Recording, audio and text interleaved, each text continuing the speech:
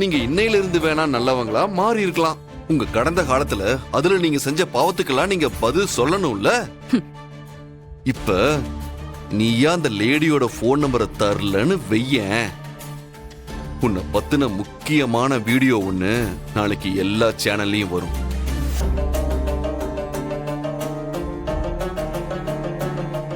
என்ன சொல்ற? என்ன பத்தி அப்படி என்ன வீடியோ உன்கிட்ட இருக்கு? ரேஷ்மா, அத ப்ளே பண்ணி மேடத்துக்கு காட்டு.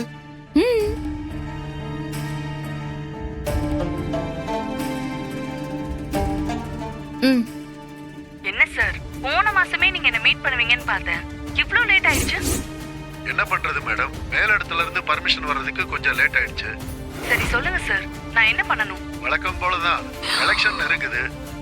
இந்த தடவை நம்ம கட்சி ஜெயிக்கிறது கொஞ்சம் டஃபா தான் இருக்கும்னு நினைக்கிறேன். அதனால உங்க சேனல்ல நம்ம கட்சியை பத்தின நல்ல நியூஸை மட்டும் பெருசா போடுங்க.